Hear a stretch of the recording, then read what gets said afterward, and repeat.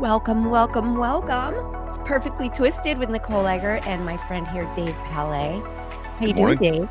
Dave? I'm doing good. I say that all the time, but I'm doing good. Actually, everything is okay. Good. I'm glad to hear it.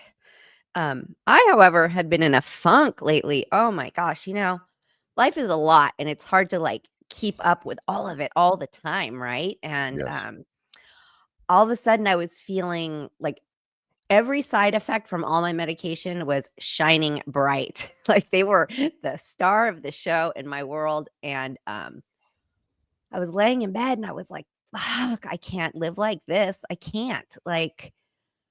This is just shit. This is the quality of life is shit. And fortunate for me, as life, if you let it, will take you on a ride.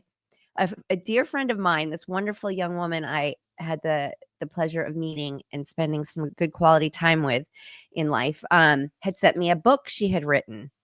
And I was reading this book at this simultaneously, and it takes you on a ride. I got on the ride, and thank God I did because it motivated me. And all the thoughts I was thinking as I was lying there was I was like, I have to do something about this side effect. And what I do is I go to research, right, and then I Yeah. buy all the stuff. And by that, I'm exhausted, right? Yeah. So now I know all this stuff that I actually know nothing about. And I'm finding this one works and that one doesn't. And right when I think I'm on to understanding, I realize we know nothing about anything. And, you start to feel super overwhelmed. And then it kind of plateaus into this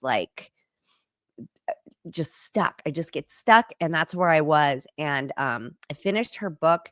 I kid you not, I jumped out of bed and said, "Keen, will you go on a hike with me? I need to go on my first legit hike."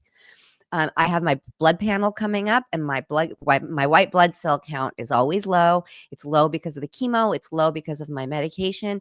And when I was doing chemo, I was able to raise those counts with nutrition and exercise. And I kind of hadn't really been trying that hard because I'd been doing so much with the medication I've been doing. And this last month, I decided I'm not getting the blood injections after to raise the white blood cell count. I don't want to do that because the side effects of that are kind of scary. And so I said, okay, I want to do it with nutrition and exercise, but my energy wasn't there. Yeah. My motivation wasn't there. I was exhausted and I was feeling in a rut and just overwhelmed with all the info and just life. And she went on the hike with me.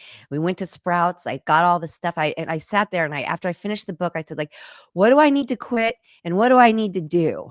And let's just start there. Quit putting all this pressure of life on you, right? And so I turned the TV off because I was sucked in, and I went to Sprouts. I came home. I started making all the greens. I realized I wasn't keeping up on my greens. I just wasn't doing some of the things, and I had to force myself to do it. And a couple of days later here, I'm feeling so much better Good. and really good. And sometimes you just have to listen to all the things, right? Maybe if Cassidy, she's going to be our guest today, and maybe she wrote the book. Maybe if she wasn't on today, I wouldn't have been sort of rushed, not rushed, but reading the book Yeah. with a deadline, so to speak. Do you know what I mean? Yeah. So I don't know. I love it when life just throws things at you like this, and I'm super appreciative of her. And I would really like to introduce her, Miss Cassidy Krug. Hi, Hello. hi, my friend. Hi. It's so good to see you. I know, it's so good to see you too, Cassidy. I mean, she was an Olympic diver, Olympic. She is an Olympian. She is a mama. She is a wife. She is a career woman. She is a trapeze artist, my friends. Wow. Yes, she's all the things, and she wrote a book that I recommend to everybody. It is a fun, easy, super duper duper helpful read. And I met Cassidy. How we met is Splash. She was my trainer on Splash, the diving movie I did for the diving show I did for ABC. Thank you. Thank you for that intro. That makes me feel all the warm fuzzies. You deserve it. Yeah. No, so thank you so much, and I'm so glad that the book, like, impacted your life. Like, that's the hope, and it's just coming out. It's not even out yet, and so, I've been sitting here, like, I've been spending the last 5 years writing this. I've been able to talk to so many people who have gone through so many transitions. I've been kind of gathering advice and gathering words of wisdom, and now is the time when it's like it's gonna be out there, and I hope people read it, and I hope it impacts their life. And so it's so awesome to hear that, it kind of took you in a dark moment and helped you move forward in it. Ma'am, it did. It took me into a dark moment. It took me even darker, wiping the tears away, and then it made me feel like my sense of overwhelm, like the overwhelming sense I was having was not uncommon and totally normal, and I should know this, but sometimes we all need reminding, and that it really made me feel like everybody else is feeling the same way. So to preface a little bit, the book is called Resurface, which I think is such a clever, wonderful name. And, I'll let Cassidy kinda give a synopsis of it, but, I don't know if you call it a self-help book, but it's definitely a we're all in this together, and we all feel the same shit together. Why don't you give us a little, like, synopsis Yeah. of it? Yeah, for sure. So, it's a self-help book, but it's very much grounded in my own story. So, yeah, once upon a time, I was an Olympic diver. I got to compete at the 2012 Olympics in London. It was like the realization of a truly lifelong dream. My parents are both diving coaches. I grew up, I like was dreaming about the Olympics when I was in diapers. I got to go compete in it. And then the next day after my Olympic final, diving was over. And for me, I felt like, I moved on relatively quickly. Like I spent about a year throwing things at a wall to see what stuck. I taught Nicole and a bunch of other awesome people how to dive on this one season reality show called Splash. I moved to New York. I started working in advertising, and I was like, all right, I found my next diving. Like I am going to be in New York. I'm going to be working. I'm going to throw all of the time and all of the energy and all of the passion and all of the everything into this career. And it's going to feel the same way. It's going to bring me the same amount of pride, the same amount of purpose, the same amount of, of like a full life thing as diving did. And I think the crisis that sort of launched this book was that 7 years after starting in that career, I looked up from my work. I was overworked, I would say somewhat like underfulfilled. Like I was saying no to friends. I was saying no to other activities. I was saying no to other creative ideas that I had because all of my energy and brain power and creativity was going into my job. Um, and I was like, what did I do wrong? Did I choose the wrong thing? Um, should I never have retired from diving? And so that launched me into this like obsession. And I started out by talking to other Olympic athletes about what their retirements had been like how had they coped with these changes. And then pretty quickly, I realized that it's not just Olympic athletes that face transitions. I was talking to my dad who had just retired from his job, and he was sitting on the couch watching TV and wondering what the heck he should be doing. I was talking to a friend of mine, Nora, who was in remission from cancer, but Nicole, sort of like you, was facing, all of these side effects and all of these drugs that she was having to take, and she had thought she was supposed to transition out of cancer and bounce right back to where she was before, and was finding that that was not happening for her. Um, I was realizing that we all have these moments when these changes that we feel like we can't control leave us without our communities and without our sense of purpose and without our understanding of what we are supposed to be doing with our lives, and that we can all help each other. So this book, Resurface, is, I talked to over 100 people nearly 100 people for this book, and it's the culmination of all of these stories about transitions. And it's intent. Like I hope that it makes people feel less alone, and I also hope that it pulls out sort of insights and words of wisdom and stories that can help, transitions in the broadest sense. It does. It really does because, she's 10 chapters, and each one is very relatable, and then at the end, there's a bit of like, a worksheet kind of thing, um, and I really like that because it's thought-provoking at the end. I tend to be one of those people who I like that, and I never follow through with doing the work, but it does make me mentally for the rest of the day think about those things instead of actually writing them down. I will think about those things, and I think that it, I just find that really helpful, and I think it's really great because a lot of times you read these books and it's all these great thoughts and all these great quotes and all the stuff you can relate to, and then you're like, now what? Now I feel more overwhelmed sometimes, or you just go, okay, great, I feel better for the day, and you move on and you go about your day, and then you kind of forget what you read. But when you have like a little bit of some things to think about for yourself, like how to apply it to your life, shall I say, it helps you to like keep that thought process going and applying what you just read to your life. Right? Like I Thank would have you. never thought about the quitting stuff because it ends with things you should quit, like you know when to call it quits on Mhm. things. And I was like, I'm going to start small here. Yeah.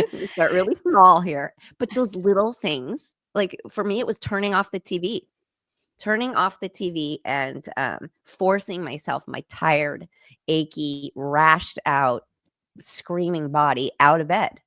Um, Yeah. as you can see me scratching him. Um, and it's just, it was one of those things. I was like, what am I giving up and what am I trading in? And um, so I really appreciated that. I really did. I think that it's something that's really useful for people, especially people who read stuff and don't know how to apply it. Do you know what I mean? Yeah. Like people are just beginning on Totally. this self-help journey. Totally. And thank you so much for saying that. It's funny, as I was writing this, that was the part that I was a little bit reluctant to write. I was like, I can write my own story. I can ask other people's stories. Um, and it was hard. That was hard to kind of come up with these exercises that made things digestible. But I'm so glad I did because I learned a lot as I was writing those. And I think it's important. I think it's so helpful to take people one step further from this passive thing that you're reading to like something that can actually apply to yourself.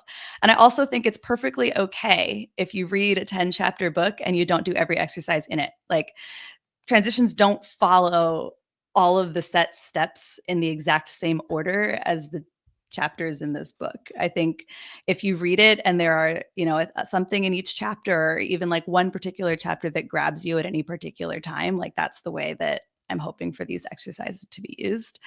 Um, and I'm so glad also that you brought up the ones in the quitting chapter, because I think those are so those have actually helped me a lot in my own life as well. Um, I think we have this sense, and I think you described it well, is when life feels overwhelming, we tend to spiral things up. We think like, I have to understand every possible thing, and I have to I either have to make this huge decision in order to change my life, like, or I don't make this huge decision and I don't change my life. And like, those are the two either ors. And I think it's really, really helpful and really, um, really important to sit down and think, okay, what are the small things that I know I can control? Like, what are ways to quit small? Or what are small actions that I can do in my life that can help me feel better and help me kind of ease this sense of overwhelm and out of control, that don't involve like me blowing everything up and starting something new. So, you went on your spiral, like you looked into all of these big lifestyle changes, and then you were like, you know what? Like, I think one small thing I can do right now is go on a hike. Like a hike like makes me feel grounded in myself and my body. Like I'm going to go with someone that I love and trust, and it's going to help me feel better. It's going to make me feel healthier. And like sometimes it's not a big life blow up. It's like a very small behavior that can help you feel a better sense of control over what you're doing, and actually like genuinely like make you feel better. It's very true because doing it actually in hindsight wasn't little. It was huge. It was huge that Mhm. I got up. I knew I needed to have my heart pumping. I've been having my heart tested because I feel heart fluttering from the meds and it scares me so bad. Um, So I take all kinds of supplements for my heart, but I was like, okay, the world is screaming at me to look at my heart right now, because it's going to help me with my white blood cell count. It's going to help me feel like I'm doing something. It's going to help my heart actually do something. And laying here is not it. It's not helping me. And this is, you talk about that too, like being in ruts, and you call it the murk, which I love. It's such a good name for it, because it's people use rut, it's a little overused, but murk is such a good word. You want to talk to us a little bit about that? Because I loved that. Yeah.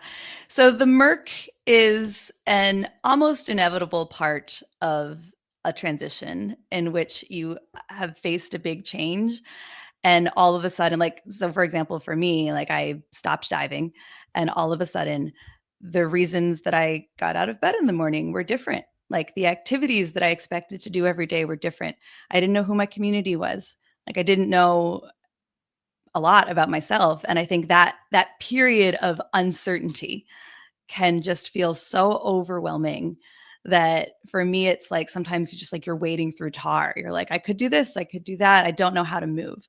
Um, and I think that can apply not just in a situation where you're retiring from diving. Like for me, I'm feeling it now. Like I wrote this book, and now I'm like, all right, well, I've achieved a goal. What do I do next? And it can feel very paralyzing. And I think one of the biggest things for getting out of the murk is just fighting that paralysis and doing something small. And so, you know, for me, I wasn't sure, after diving, like where to go. And so I just started, I started talking to people. I talked to my aunt, who was like, let me introduce you to other people who work in jobs that involve words and ideas. And you can just have some conversations with them and then try to figure out sort of what you might want to do next.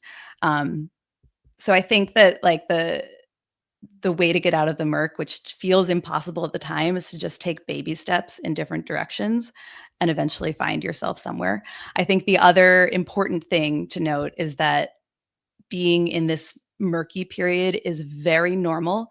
And it's also just like a stage, like it's a thing that you pass through. There are feelings of uncertainty that you will feel, and not judging yourself or blaming yourself or feeling bad for feeling those feelings, I think is also really important when you're just stuck in this situation where you just have no idea like what to do next, and you're not feeling sort of particularly guided in any direction. Yeah. And transitions in life, I think, are not only for people where big things happen. I feel like most of my life is always a transition. Most of my life is in that murk, because I've never had stability. I can never think of a time in my life where things were constant, except change and trauma. Trauma and change have been the only consistencies for me. So I feel like I've always been living in that place. Mhm. And there's never been a job where I'm like, okay, this is my career, because really every job for me is fleeting. Every job for me has an end date. And there's there's nothing promised beyond that. So I find it really helpful too, to hear how everybody, gets stuck like that. And there just were so many helpful tools for me to learn and use and remind myself of how to keep moving, how to live in that murk really, and find like the prettiness in it and the happiness in it, because life, sometimes the murk is an okay place and sometimes it's not.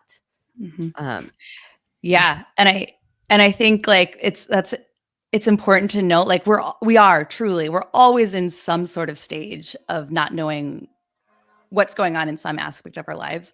So I think like the corollary to that is that even if everything feels totally uncertain and up in the air, there are always things that you can do to ground yourself in yourself. Like to, if you love hiking, like to go on a hike. If there are movies that you love to watch that movie, and to like sort of balance that that sense of stepping out into the unknown and doing things that are new with things that just make you feel good and that make you feel like you. And no matter whether we feel like we're particularly grounded in any given moment, or whether we feel like things are very swirly, knowing that both of those exist. Like there are ways to tap into what feels right and feels like just so grounding for you. And then there are also ways to kind of step forward and try something new.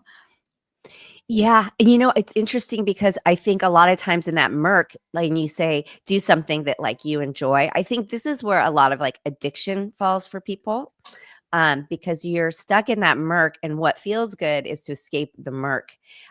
So like for me, it was turning off the TV, not turning on to watch a Mm-hmm. movie. But for somebody else, it might be like I've been wanting to watch this movie. So you know, you kind of have to combine that with your last chapter of what to put down, right? So it's like I feel like just when I was reading it and I was like, yeah, do something that you want to do. But for a lot of people, that's not a healthy thing, right? Yeah. So, and it just reminded me of how it keeps you, like life has a funny way of keeping you, you know, in that place when you pick up the drugs and the alcohol or the, you know, whatever your addiction might be, your unhealthy addiction. Mine had been TV as of late. Um, yeah, and it makes you realize like, okay, I might not like people say you hear this all the time, you're not alone. Fine. Yeah, I am. I kind of am. But when you read books like this, you realize, okay, what it means is that you're not alone in that you are definitely not the only one feeling like this. Even if your life doesn't look the same as somebody else's, they are also dealing with the same stuff. Cassidy goes when she interviews people of all walks of life, you know, from like tech people who are just constantly working, doing this idea, dropping it, doing a new idea, and just, you know, where it would be burnout to other people who have been sitting in jail and have nothing but time on their hands to think about the what ifs and all of that. And so there's also a chapter about connect your dots. Want to talk to us a little bit about that? Because I Yeah, love I that chapter. think, oh, thank you. Thank you. Yeah. So for me, connecting dots is like what happened for me in my life is that I went from, you know, being kind of at the top of the world. Like I was trying to be the best diver in the world, and I was the seventh best diver in the world. And then I went into advertising and I got to the office, and all of a sudden I was at the bottom of the totem pole. And I really it kind of paralyzed me. Like I really froze up my first year in the office because I I didn't feel that sense of competency, and I didn't feel that sense of familiarity in the office. And so I was like, I don't know what words to say. Like I feel like everyone is expecting me to be amazing at this because I'm an Olympian, but I'm not.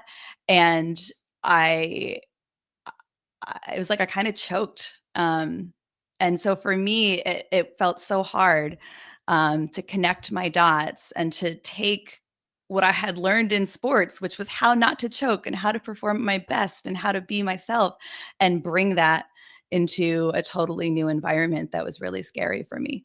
Um, and so I think for me, that was part of just like adapting is, you know, getting used to being in this new situation, like remembering that the lessons that I had learned in diving about how to prepare for meetings, how to like get the butterflies to fly in formation, like um how to be myself. Like eventually I just kind of slowly was able to bring those into my new life. And I think recognizing like, you know, that happens. Like we have transitions that take us from environments where we're very sure of ourselves into environments where we're not, or environments where we're like very grounded to environments where we're not. And recognizing that it takes time, but that you have learned lessons and they do apply to your future is important.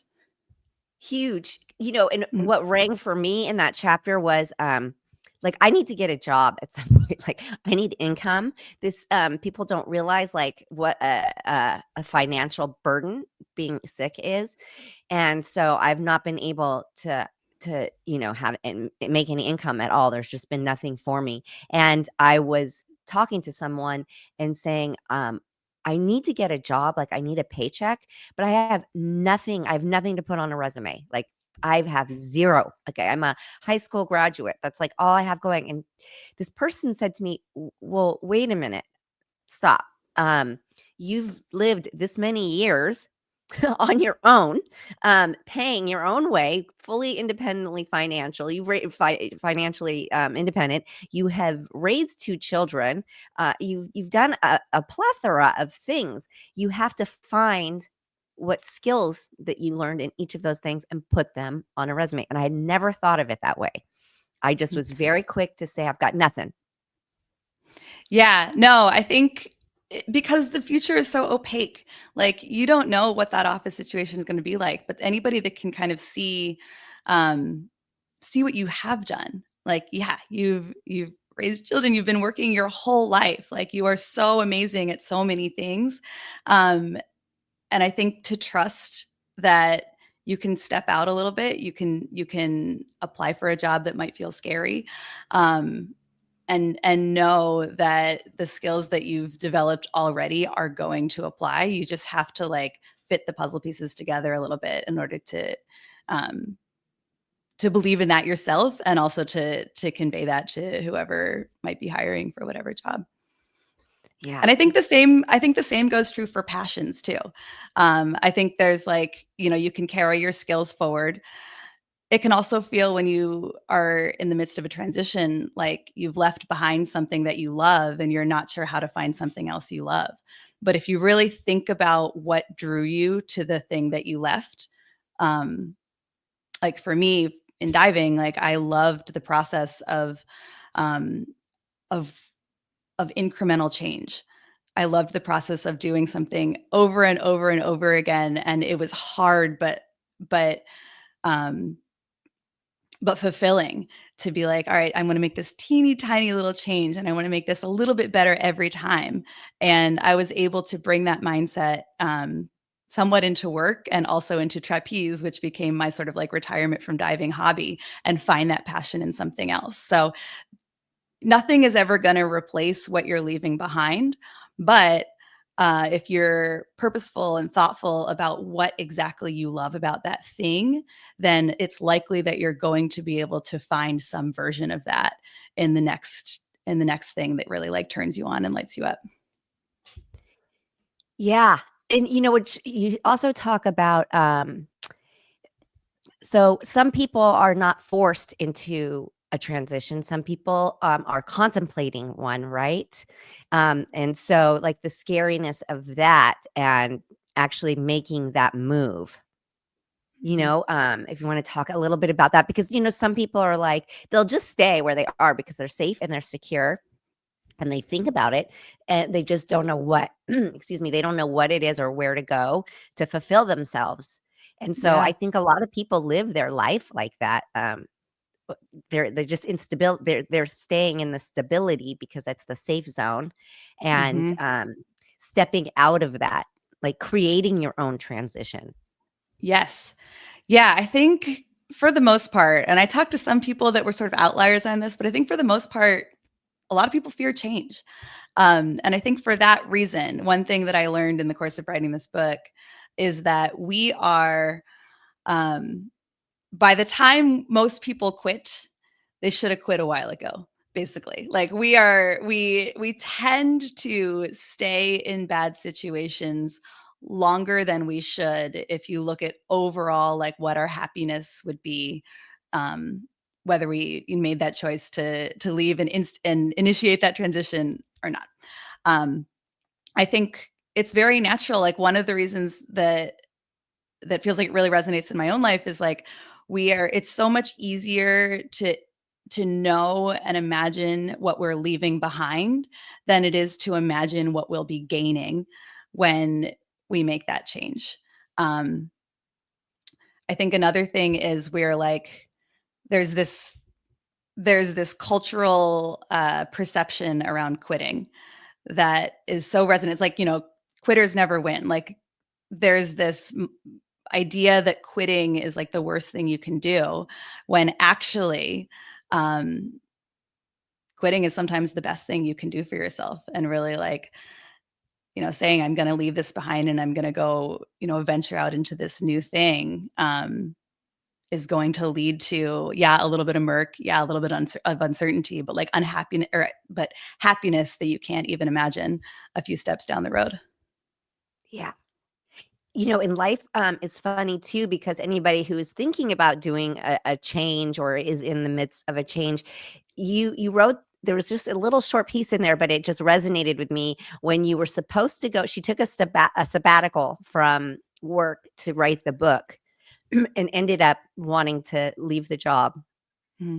And was like indecisive. Tell me if I have this wrong, but when she was supposed to go back to work, and she was like reluctant and ums and ahs and all of that, and the pandemic hit, and she would have been out of work anyways.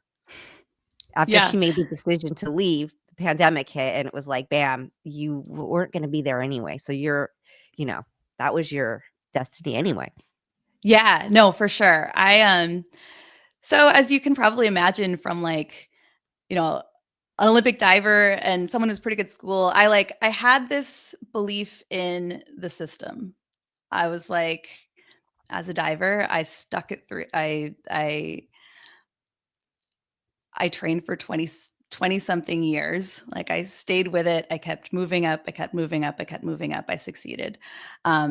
In school, like I think we're taught to believe that you stick with something. You go from like first, second, third grade all the way through high school or college. You keep moving up and you succeed. I thought that I was really afraid to leave the career ladder because I wanted to just part of me wanted to just keep like moving up and moving up and moving up and try to succeed. And so I had this idea to write this book for years. And I was so invested in my career that I wasn't even like taking step one to go out and talk to people and start writing the book. And then finally, it was over Christmas break of 2020.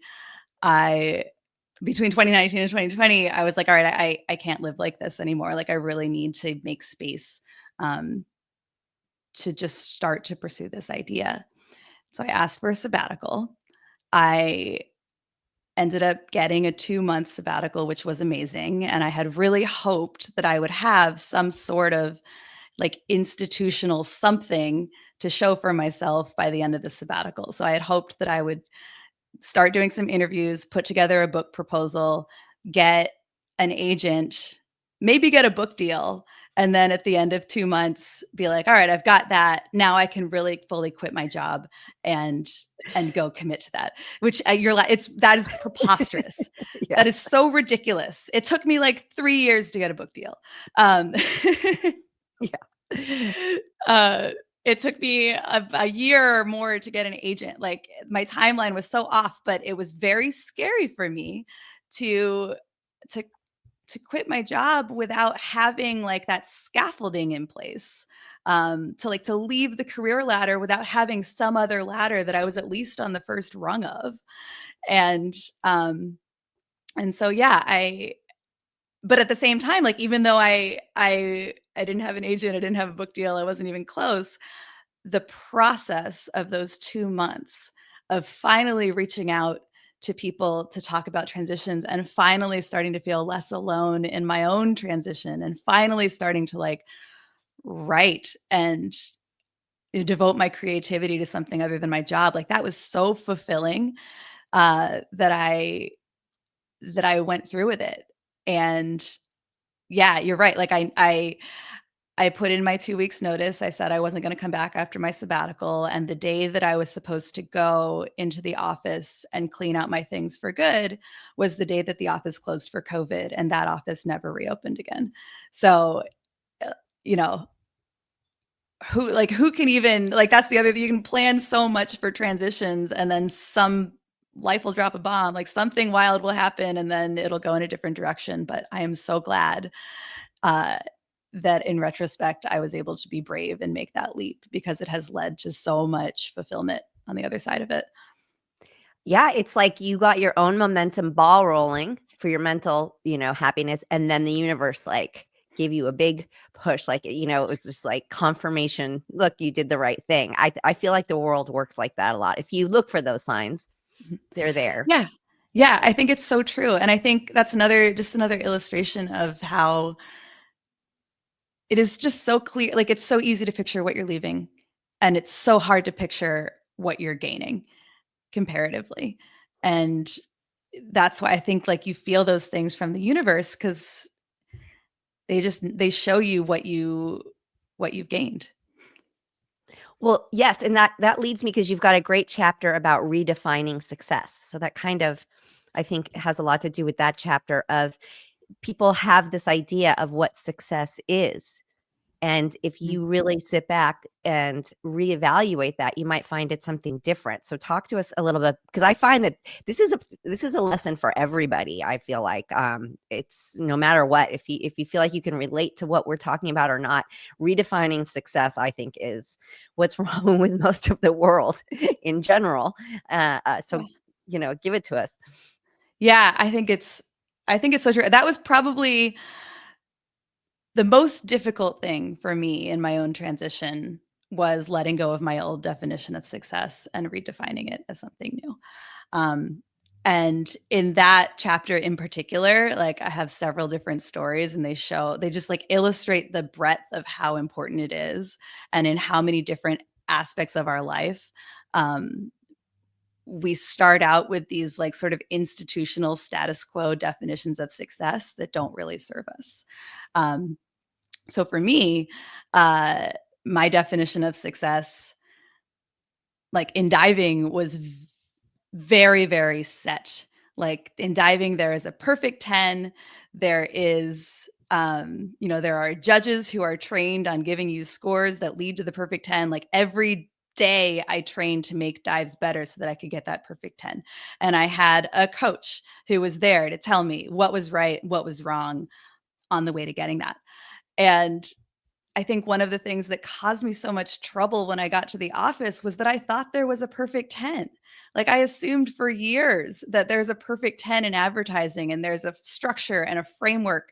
And like my bosses were sitting there like judging me the same way that a judge or a coach would, and they just weren't telling me. And it took a long time to realize that when it comes to like creativity, there is no perfect 10.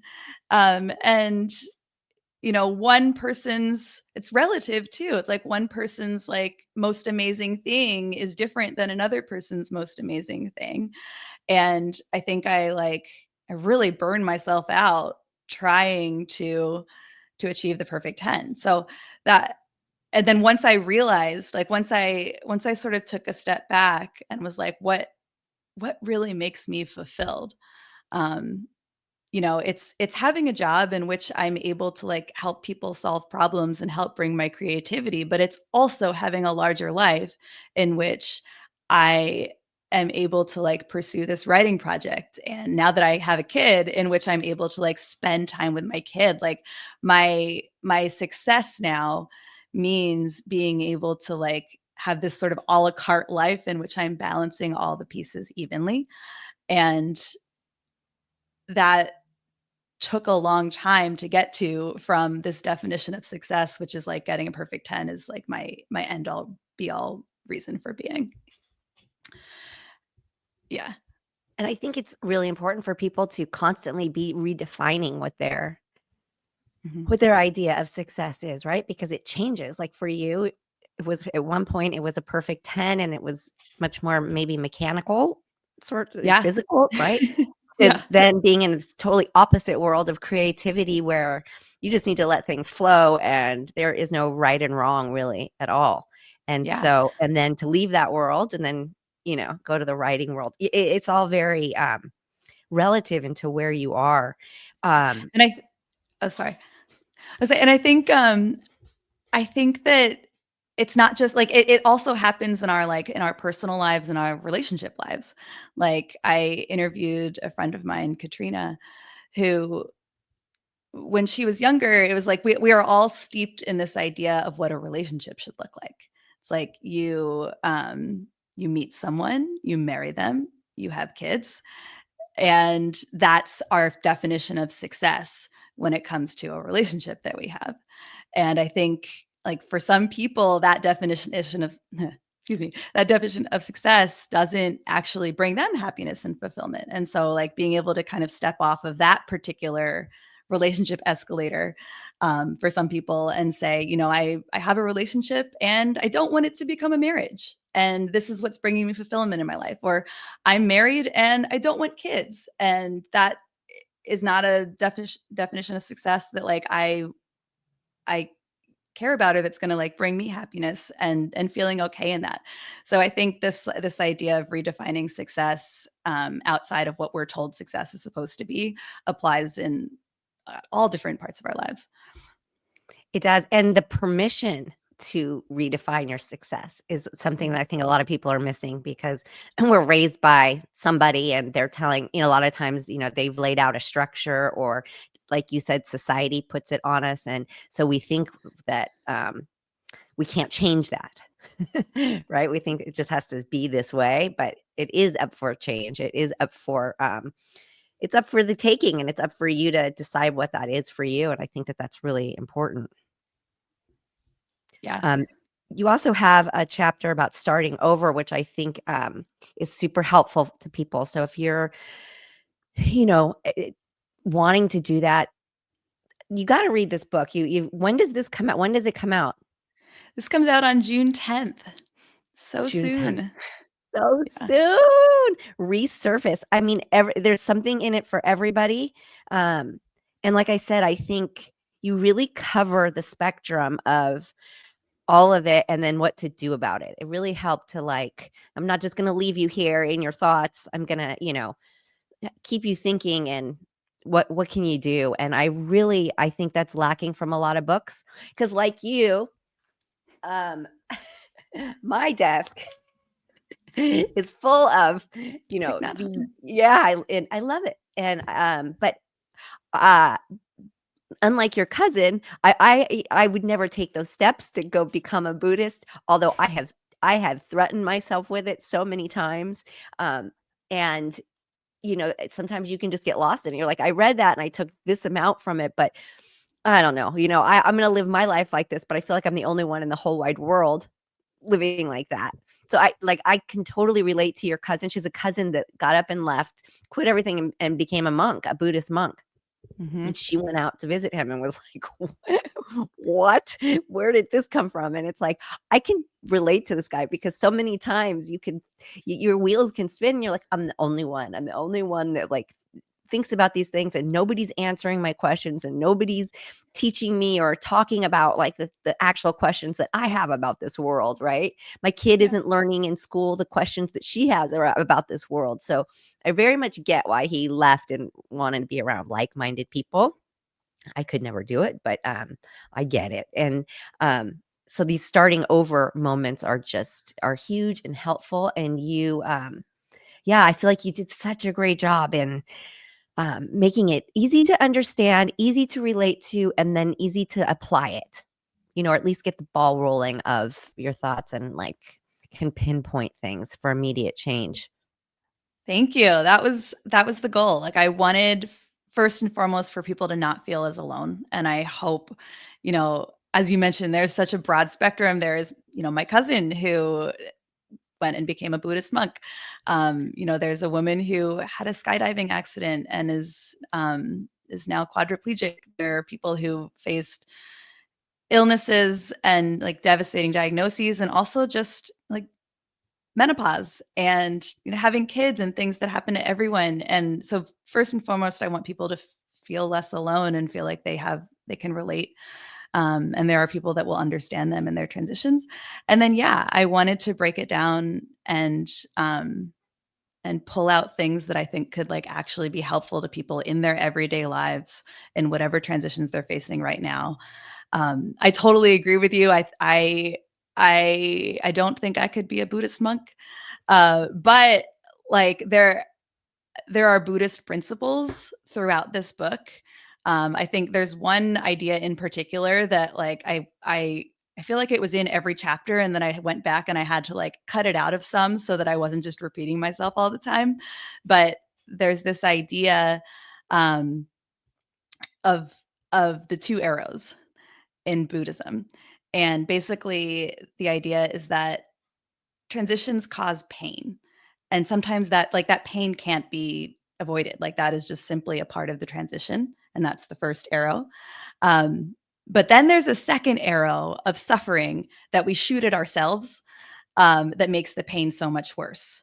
So this idea that, like, for me, I was grieving diving for a long time. And that makes sense. Like, diving is something that I gave so much of my life to and that brought me so much. It makes sense to be sad that it wasn't part of my life anymore. But I was also angry that I was sad. I was like, I left this sport behind 7 years ago. Like, why am I still sad about it? I was mad at myself. And that's the suffering. The idea that I wasn't just able to accept that sadness, but was also just like ashamed and angry that I was still missing it.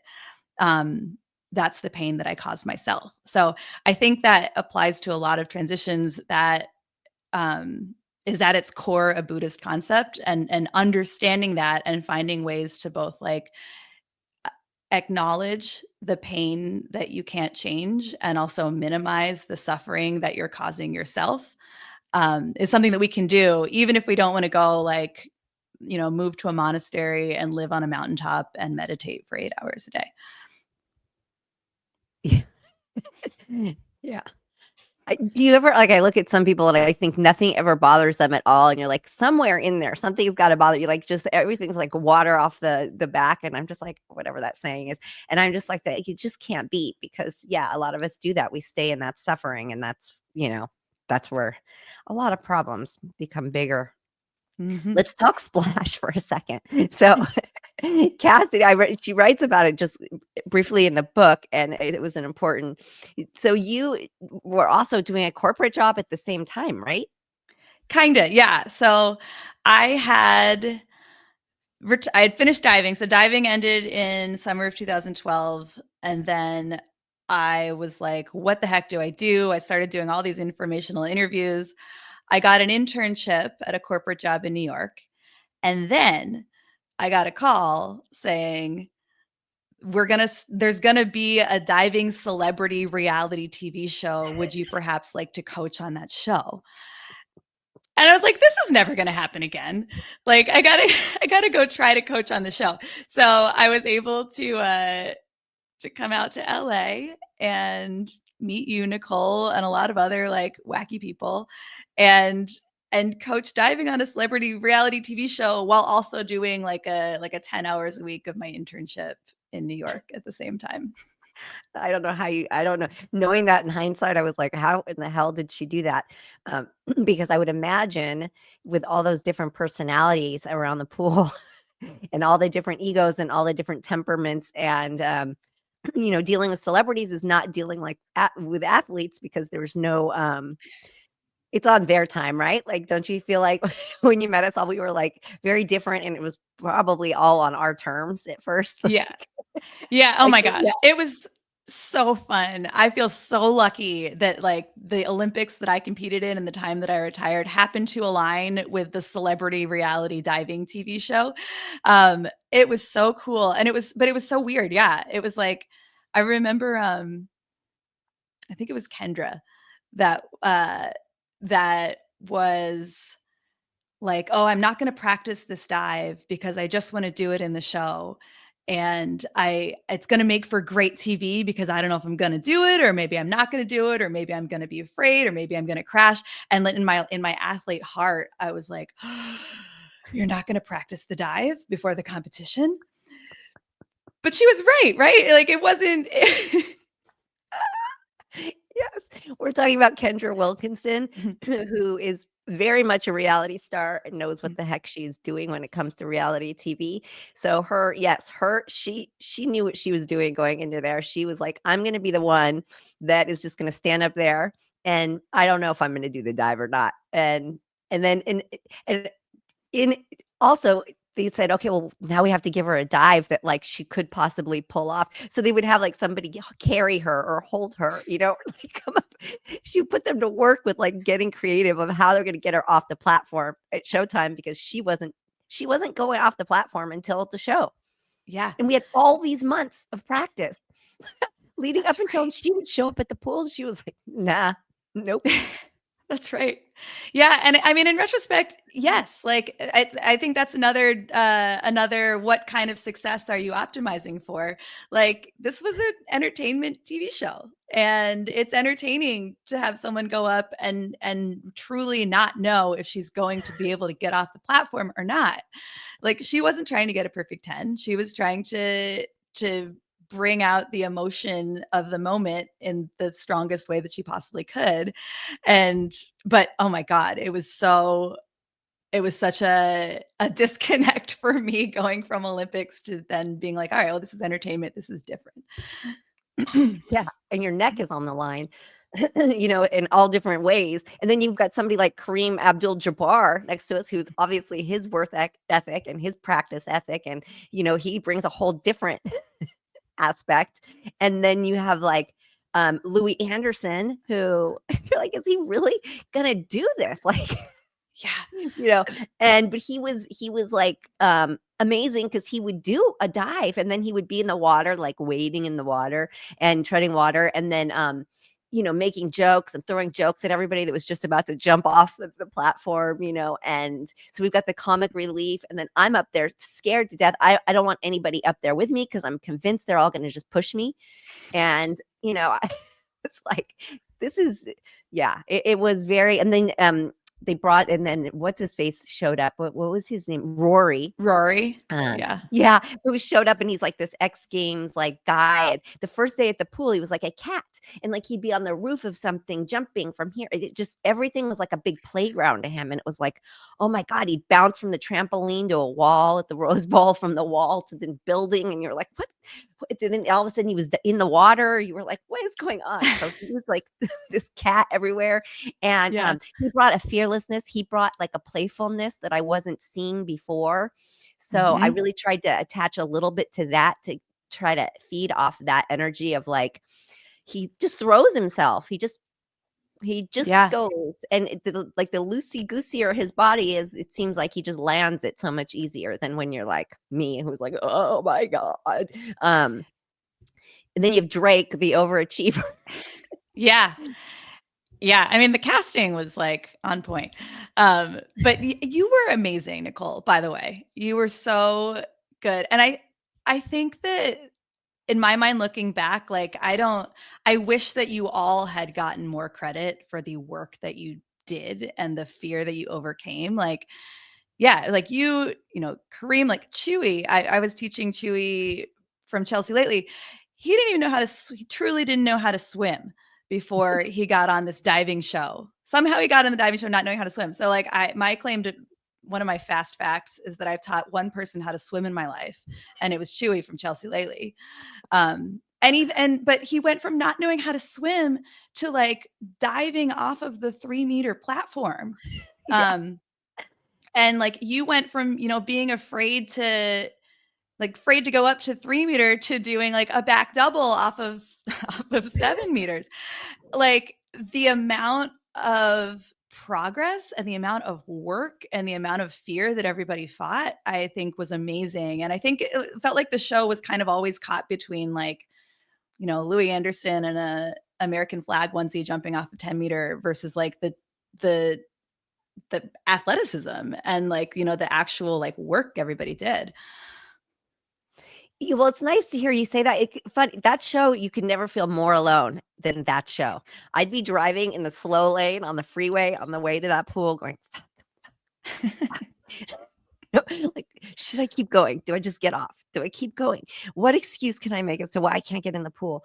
And and then you get there and there's nobody you can relate to, and Cassidy saying to me things like, describing dives, and I'm like, I have no idea what this woman is talking about. Like, I have no idea what that dive is. I probably should have done some homework and learned some like terminology, but I didn't. And so I don't know what you mean when you say blah blah blah blah. And someone would show up, like I won't say who, but someone was like super perky and happy and super excited and doing all the things that I was like, oh, fucking, I wish I wasn't so happy. And I remember you looking at me once and I was like, I probably shouldn't have said that out loud. But I was like, her fucking happiness and her positivity grind my nerves. And you were like, she's just so like, you like, it seemed like you were a little bit appalled at me in the moment of like, why are you saying that? I just was like, fuck, everybody, fuck this. And, yeah, it was scary. And I had to find a place of being there for myself and just going, am I going to do better today than I did yesterday? And then some days, no. And some days it was like, God, if I don't but I've got that competitionness in me where I'll push myself that little extra just to say I did it, just to conquer that fear like I do. So thank you for that, because you had the patience of a saint. You were amazing. And I don't, if I seemed like that, I don't remember that. Like, I just remember being like, damn, like they are doing amazing things. Like they're doing things that are so hard, and these personalities are so wild. And like, it's like, what a time to be alive. Like, what a time. That was kind of my, that was my mantra through that whole experience. Like, what a time to be alive. This is amazing. Well, yeah, now that I look back on it, I mean, I've learned an appreciation of being in the pool when it's raining. Just so many things of what it feels like when you actually hit the dive sort of correctly. Yeah, there's just a sense of I don't think I would ever do it again. I don't even know if you could get me to just like do just a straight jump off one of those again. I don't, but I can say that I did it, like You sure? I You did. don't want to just go, we could go to the pool. No, ma'am. We could No. just for old time's sake. No, ma'am. No, I did one time. We have a local pool with some springboards, and there's like the high dive there, and I did a back tuck off of it and got kicked out of the pool. So I was like, okay, that was that was it. They were like, you can't do that here. I was like, okay, well, I tried. I gave it a shot and I succeeded, and I don't ever need to do it again. Okay. Well, let me know if you change your mind. Okay. Well, also I was showing, so Cassidy teaches trapeze and trampoline and all this stuff at the Santa Monica Pier. If anybody has ever thought about wanting to do that, what an amazing thing, because Dave knows, and anybody who listens to the show knows that I wanted to run away to the circus. Like I became an actress on Charles in Charge because I wanted to be on Circus of the Stars, like to do the trapeze. That was my goal in life. Mm-hmm. So I can't wait. I was talking to my daughter and I'm like trying to book her a time, and she's like, I have tryouts this week and I've got gym and I'm trying to land my, this and that. And she's like, I can't focus, but she is excited to do it when things like slow down and she gets it to more of a rhythm. But I got so overzealous about it. I was like, look. And she's like looking at me like, how much do you expect out of me? And I was like, okay, sorry. I was only thinking about myself here. So we are definitely going to come out there. I want her to experience that. And yeah, so anybody interested in that, there is a fly school in Santa Monica. Yes. And it's actually so I teach trampoline right now at the trapeze school. And what's really fun about it is that any given class, I'll have 4 students, and they could be like, a woman in her 60s that never did any sort of acrobatics before she turned 55. Like, a kid that's a gymnast that's wanting to kind of work on skills outside of the gym, a stunt guy who wants to learn like, it's such a wide range. And it's so fun to be able to introduce people into that type of moving their bodies. And it's like, I'll get like a 50-something, like a 50-year-old woman who hasn't been on a trampoline before in her life, who gets up there and just like giggles like a kid because she's peeing her pants at the same time. Also that, yeah. Like literally peeing her pants. It happens sometimes, just a little bit. But it just like really makes you realize that humans are made to move. Like we're made to use our bodies as well as our brains. And I think we like set aside the body, and then you just realize like what joy comes from that. So yeah, and and without without a diving reality TV show to be pushing you forward into so much intensity. It's actually quite fun. So if you ever wanted to take it, I you know. could too. I'm thinking about it. Like I definitely she loves the trampoline. My daughter, it's her thing. So the fact that you're teaching a trampoline class, she's yes. Okay. So you will see her there, and then I'll bounce on it a little bit and see how the bladder's doing with all my meds that I'm on. But I also have been reading so much about how healthy trampoline is for you. And what a fun, easy way. It's not easy, but it kind of is. Like the idea of getting on a trampoline is so much less daunting, at least for me, than to get on a treadmill or, something like that. So it's like, because it's just fun. You just like get on and your body, it just naturally happens, but it's incredibly healthy to move your organs around and get your blood flowing like that. It happens to be a lot of people are turning to those shake machines now, where you sit on it, those plates, those shake plates. You guys know what I'm talking about? Oh, I think we used to use those for stretching. Like you would do like a pike stretch or something, and it would help you get into a deeper Oh, pike. ooh, Yeah. I don't know. How are people using those? they're sitting on them and standing on them. Uh-huh. I think I might use one, is like you said, for stretching. That makes more sense to me. But because it shakes everything up like a trampoline, like it shakes, it gets Mhm. things moving in a different way than say a repetitive stairmaster, or I'm dating myself there, treadmill or walking or hiking or running. It literally shakes everything up. Yeah. Well, yeah, So it's and really it's healthy. like stairmasters aren't fun, right? No, Like trampolines are fun. Like yeah, for sure. and yeah, the level of balance and body control and like awareness you get of just your body in space is, I think, quite useful for everyday life as well. Yeah, and you can control, like, if I just wanna move a Mhm. little bit and get things moving around and stay in this little safe bubble, you can, and then you can, venture out a little bit, but yes, that's what's fun about the trampoline, and, Yeah. yeah, so, we will see you there. This I promise. Perfect. Perfect. Dave, you should come too. It'll be No, No. I'm past my trampoline days. No way.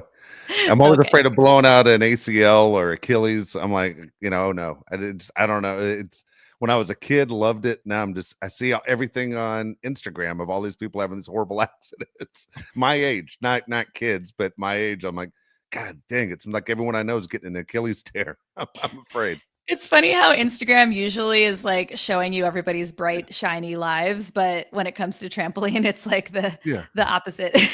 Or A the blooper tornado reel. that ends up your trampoline Yeah. ends up 3 miles down the street. Yep. I mean that could happen too. You never know. Yeah. Not in Southern California, but yeah, for sure. Yeah. No, it looks like a blast, but I'm past the age, I think. I'm afraid.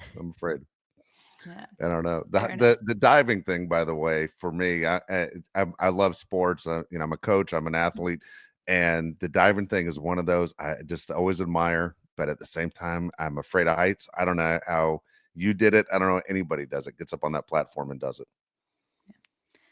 It's possible to fight fears. I mean, actually, I'm weird because my parents are both diving coaches, and so I Oh wow. started before I was smart enough to be afraid of it.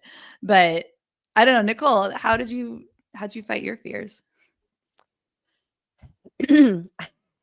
By, like, literally tuning out, literally going, "You have to throw yourself, you have to. You just have to, if you wanna do this, if you wanna be here, if you wanna ever land it, you have to throw yourself."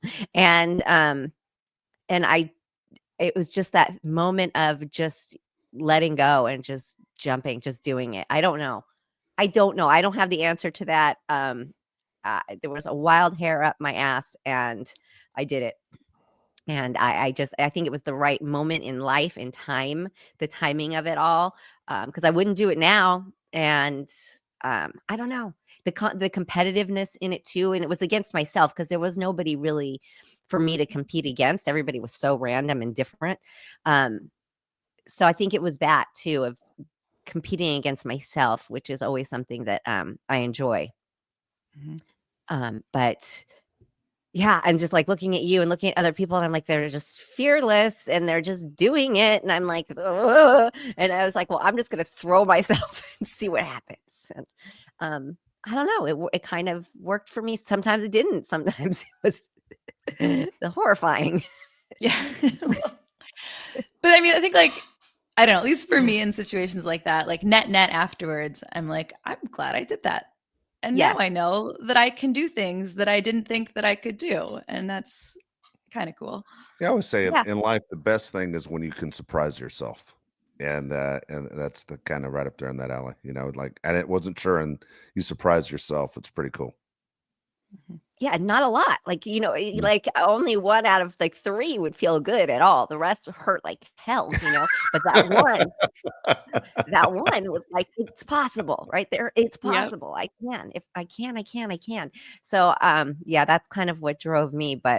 And your guys' support. I mean, there's no way I would have been doing that on my own or, finding somebody to teach me to do that. I was handed the support of amazing people knowing what they're doing around the pool and telling me it's going to be okay. It's going to be okay. And then, putting those bubbles in the water, they put bubbles to soften the water when you're first learning a trick so that you don't smack flat water. Just all of these little comfort, these little pillows, these little things, tricks, and the actual physical support and encouragement of everybody standing around going, you can do it, and the pressure of them, expecting you to do it or wanting you to do it. All of these things played in for me, but yeah, it was an experience of a lifetime. We'll never forget it. But we're leaving it there. We're leaving it at that pool. Fair enough. Leave it all on you. You gave all you had to diving. Yep. Yeah. I might have a back But- tuck in here and there. And definitely on the trampoline. I'd love to do it, but in the safety harness this time. Yeah. Yeah, life is good. I do love that you keep saying never again. And then you're like, oh, but I snuck into a pool and did a back tuck. Like never again. But maybe on a trampoline. Like Yeah. I think my diagnosis did that to me too. Like I went to Knott's Berry Farm with my daughter and I went on all that amusement park has the craziest roller coasters. I thought Magic Mountain did, but no, Knott's Berry Farm. And I didn't know what I was getting into. I thought they were like middle of the road roller coasters there, and they're not. They're like the craziest ones. And I was in the middle of treatment and somebody gave us 2 tickets and I took her and she was so excited. So I couldn't let her down. I had to strap into these rides, and I had to do it for myself too, because I was a kid growing up loving those roller coasters. So I don't know. It's all part of this, just in getting enjoyment out of life and pushing yourself and stepping out of the comfort zone and continuing to do that. Because I think as we get older, like Dave doesn't want to tear an ACL. So he's not going to get on a trampoline and even bounce on his bum. He's not even going to do that because he's going to chalk it up to he's old and he can't, right? But I want to. Yeah, the old thing hurts, but yeah. Well, you put that there. I didn't do that. You did that. You said that. Too old for this age. Yes. Yeah. Because when we redefine success, mine is to keep evolving, to always keep evolving. And that's all I can. Agree. That's all I can do right now is just as long as I'm evolving and learning and making the moves and thinking about it, then I'm successful. So thank you so much. Thank you for coming into my life in now 2 ways that are really game changers for me. And who knew? Yeah. No, thank you. Thank you. Yeah, who did know like way back then that we would be coming together for this now? But thank you so much. Thanks for having me on and thanks for asking such amazing questions. And like I loved the time that we spent together on Splash. Like it helped me grow a lot too. Even though like you were the one that was on TV doing the dives, like I was also like learning so much and I feel like getting to work with you was a dream. It was so fun. I'm shocked to hear you say that, but thank you. I know. I like want to go back and see like what my face looked like back then because in the like the rose-colored hindsight, I'm like, oh, that was so great. A lot of times there were a lot of wide eyes looking at me like, what did you just say? What did you just ask? There was a lot of that. Like I remember your face a lot being like, and then sort of searching for words. And I was like, oh my gosh. But yes, so it was wonderful. Thank you. I really, everybody go get this book, Resurface, support it, use it, and let it support you. And I can't say enough about it. And I love it. And thank you for writing it. Thank you. Thank you for reading it. Yeah. Loved it. You get to read it next, Dave. All right, you got it. I will. Thank you so much, Cassie. Bye-bye. Okay, thanks. Bye. That was cool. That was cool. I love the transition part. Obviously, being around sports as a broadcaster for more than 30 years, and I see so many people who have a tough time just in sports that you see, what do I do? Because they're used to a routine or something to compete. And you see a lot of times either guys that will gain a tremendous amount of weight or guys that get a gambling addiction or an alcohol addiction, and they have such a tough time with transition that it's very scary for people who only know one way of life from the time they're a kid to I hate to say it, your career could end at 27 years old, but that's all and then they don't know what to do next. And so it's a great time for that book. Absolutely. It is, because also I feel like, so say somebody's in that position of like a star athlete, and then they're in that murk area, right? And Yeah. but I could imagine very easily they would think nobody can understand. Yeah. Not very many people can get it because they're not in that position.